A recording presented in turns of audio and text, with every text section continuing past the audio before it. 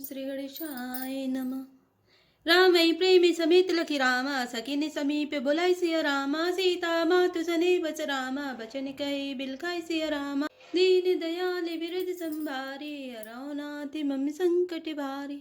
अर्थात श्री रामचंद्र जी को वात्सल्य प्रेम के साथ देखकर और सखियों को समीप बुलाकर सीता जी की माता स्नेहवश बिलक कर बिलाप करती हुई से ये वचन बोली।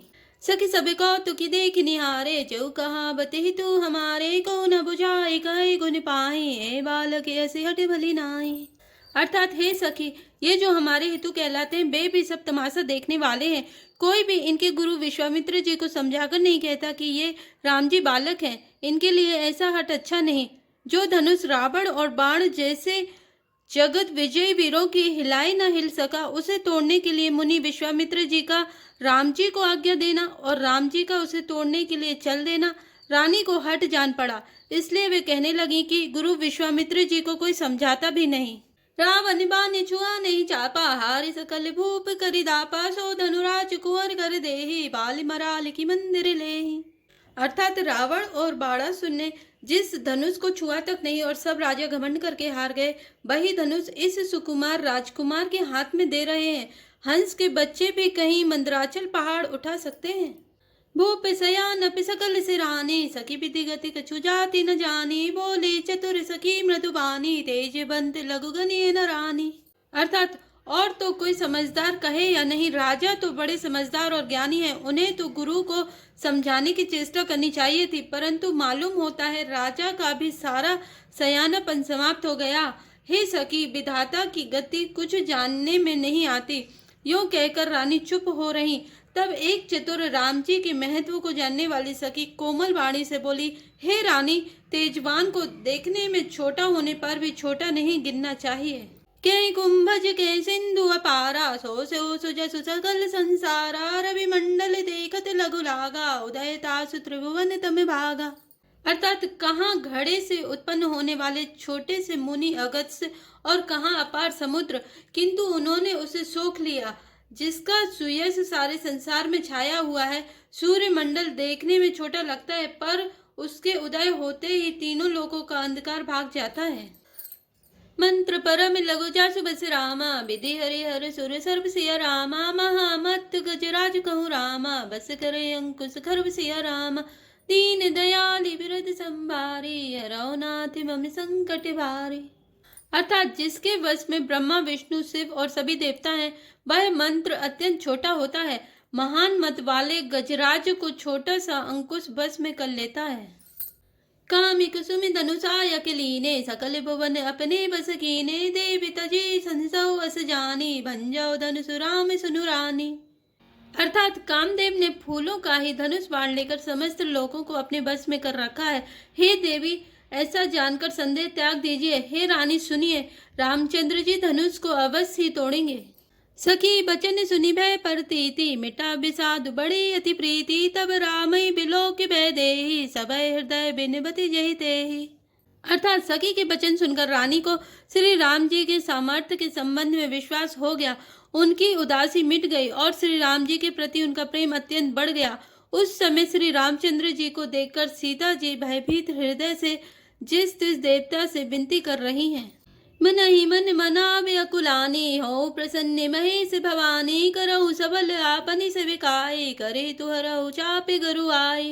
अर्थात वे व्याकुल होकर मन ही मन मना रही हैं, हे महेश भवानी, मुझ पर प्रसन्न होइए। मैंने आपकी जो सेवा की है उसे सुफल कीजिए और मुझ पर स्नेह करके धनुष के भारीपन को हर लीजिए। गणनायक बरदायक देवा, आजु लगे कि नौ तुअ सेवा। बारी बारी बिनती सुनि मोरी, करहु चाप गुरुता अति थोरी। अर्थात हे गणों के नायक, वर देने वाले देवता गणेश जी, मैंने आज ही के लिए तुम्हारी सेवा की थी। बार बार मेरी बिनती सुनकर धनुष का भारीपन बहुत ही कम कर दीजिए। देखी देखी रघुवीर तन रामा, सुर मना विधरि धीर सिया रामा। बारे बिलोचन प्रेम जल रामा, पुलिका बले शरीर सिया रामा। दीन दयाल विरत संभारी, रघुनाथ मम संकट भारी। अर्थात श्री रघुनाथ जी की ओर देख देख कर सीता जी धीरज धरकर देवताओं को मना रही हैं। उनके नेत्रों में प्रेम के आंसू भरे हैं और शरीर में रोमांच हो रहा है। नीके निरखी नयन भरी शोभा पितु पनु सुमरि बहुरी मनु शोभा आ तात दारुनी हट ठानी समझत नहीं कछुला भुनानी।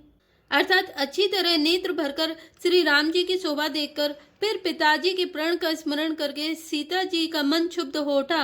वे मन ही मन कहने लगी, अहो पिताजी ने बड़ा ही कठिन हठ ठाना है, वे लाभ हानि कुछ भी नहीं समझ रहे हैं। सचिव सभय सिख दे ना कोई पुत समाज बड़ अनुचित होई कंध अनुकूल सौचाहि कठोरा कह श्यामल मृदुगात किशोरा। अर्थात मंत्री डर रहे हैं इसलिए कोई उन्हें सीख भी नहीं देता। पंडितों की सभा में यह बड़ा अनुचित हो रहा है। कहाँ तो वज्र से भी बढ़कर कठोर धनुष और कहाँ ये कोमल शरीर किशोर श्याम सुंदर। विधि की बात धरो उर धीरा सिरस सुमन कन बेदिया हीरा सकल सभा के मति भय भोरी अब मोहि संभु चाप गति तोरी। अर्थात हे विधाता, मैं हृदय में किस तरह धीरज धरूं। सिरस के फूल के कण से कहीं हीरा छेदा जाता है। सारी सभा की बुद्धि भोली बावली हो गई है। अतः हे शिव जी के धनुष, अब तो मुझे तुम्हारा ही आसरा है। निज जड़ता लोगन पर डारी होई हरे रघुपति निहारे अति परिताप से मन माही लव निमेष जुग सय समझाई। अर्थात तुम अपनी जड़ता लोगों पर डालकर श्री रघुनाथ जी के सुकुमार शरीर को देखकर उतने ही हल्के हो जाओ। इस प्रकार सीता जी के मन में बड़ा ही संताप हो रहा है। निमेष का एक लव अंश भी 100 युगों के समान बीत रहा है।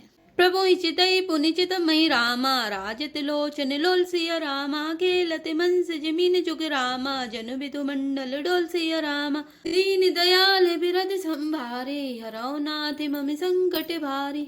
अर्थात प्रभु श्री रामचंद्र जी को देखकर फिर पृथ्वी की ओर देखती हुई सीता जी के चंचल नेत्र इस प्रकार शोभित हो रहे मानो चंद्रमंडल रूपी डोल में कामदेव की 2 मछलियां खेल रही हों। गिरा अलिनी मुख पंकज रोकी प्रगट न लाज निशा अब लोकी लोचन जलु रह लोचन कोना जैसे परम कृपन कर सोना। अर्थात सीता जी की वाणी रूपी भ्रमरी को उनके मुख रूपी कमल ने रोक रखा है। लाज रूपी रात्रि को देखकर वह प्रकट नहीं हो रही है। नेत्रों का जल नेत्रों के कोए में ही रह जाता है, जैसे बड़े भारी कंजूस का सोना कोने में ही गड़ा रह जाता है। सकुच व्याकुलता बड़ी जानी धरि धीरज प्रतीत उरयानी तन मन बचन मोर पनु साचा रघुपति पति सरोज चितुराचा। अर्थात अपनी बड़ी हुई व्याकुलता जानकर सीता जी सकुचा गई और धीरज धरकर हृदय में विश्वास ले आई कि यदि तन मन और वचन से मेरा प्रण सच्चा है और श्री रघुनाथ जी के चरण कमलों में मेरा चित्त वास्तव में अनुरक्त है तो भगवान सकल उर भासी करहि मोहि रघुवीर के दासी जय के जय पर सत्य स्नेहु सोते मिलई न कछु संदेहु। अर्थात तो सबके हृदय में निवास करने वाले भगवान मुझे रघु श्रेष्ठ श्री रामचंद्र जी की दासी अवश्य बनाएंगे। जिसका जिस पर सच्चा स्नेह होता है वह उसे मिलता ही है, इसमें कुछ भी संदेह नहीं है। प्रभु तनि चितई प्रेम तनि ठाना कृपा निधान राम सबु जाना सियहि बिलो की तकेउ धनु कैसे चितब गरुर लघु ब्यालहि जैसे। अर्थात प्रभु की ओर देखकर सीता जी ने शरीर के द्वारा प्रेम ठान लिया। अर्थात यह निश्चय कर लिया कि यह शरीर इन्हीं का होकर रहेगा या रहेगा ही नहीं। कृपा निधान श्री राम जी सब जान गए। उन्होंने सीता जी को देखकर धनुष की ओर कैसे ताका जैसे गरुण जी छोटे से सांप की ओर देखते हैं। लखन लख्यो रघुवंश मनि रामा ताक्यो हरे कोदंड सिया रामा पुलकी काते बोले वचन रामा चरण चापी ब्रह्मांड सिया रामा दीन दयाल बिरद संभारी हरौ नाथ मम संकट भारी। अर्थात इधर जब लक्ष्मण जी ने देखा कि रघुकुल मणि श्री रामचंद्र जी ने शिव जी के धनुष की ओर ताका है तो वे शरीर से पुलकित हो ब्रह्मांड को चरणों से दबाकर निम्नलिखित वचन बोले। दिसि कुंजरहु कमठ अहि कोला धरहु धरनी धरि धीर न डोला राम चाहि शंकर धनु तोरा हो सजग सुनु आय सुमोरा। अर्थात हे दिग्गजों, हे कच्छप, हे शेष, हे बाराह, धीरज धरकर पृथ्वी को थामे रहो जिसमें यह हिलने न पावे। श्री रामचंद्र जी शिव जी के धनुष को तोड़ना चाहते हैं। मेरी आज्ञा सुनकर सब सावधान हो जाओ। चाप समीप राम जब आए नर नारिन सुर सुकृत मनाए सब करे संसौ अरु अज्ञानो मंद मही पन करे अभिमानु। अर्थात श्री रामचंद्र जी जब धनुष के समीप आए तब सब स्त्री पुरुषों ने देवताओं और पुण्यों को मनाया। सबका स्नेह और अज्ञान नीच राजाओं का अभिमान।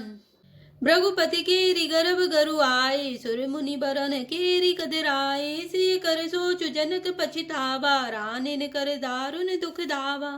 अर्थात परशुराम जी के गर्भ की गुरुता, देवता और श्रेष्ठ मुनियों की कातरता, भय, सीता जी का सोच, जनक का पश्चाताप और रानियों के दारुण दुख का दावानल। शंभु चाप बड़बो हितु पाए, चढ़े जाए सब शंभु बनाए। राम बाहुबल सिंधु अपारो, चहते पारो नहीं को कड़हारू। अर्थात ये सब शिव जी के धनुष रूपी बड़े जहाज को पाकर समाज बनाकर उस पर जा चढ़े। ये श्री रामचंद्र जी की भुजाओं के बल रूपी अपार समुद्र के पार जाना चाहते हैं, परंतु कोई केवट नहीं है। राम बिलो के लोग सब रामा, चित्र लिखे से देख सिया रामा। चितई सिए कृपा यतन रामा, जानी बिकल विशेष सिया रामा। दीन दयाल विरत संवारे, अरौनाति मम संकट भारे। अर्थात श्री राम जी ने सब लोगों की ओर देखा और उन्हें चित्र में लिखे हुए से देखकर फिर कृपाधाम श्री राम जी ने सीता जी की ओर देखा और उन्हें विशेष व्याकुल जाना। जय श्री राम, जय जय हनुमान।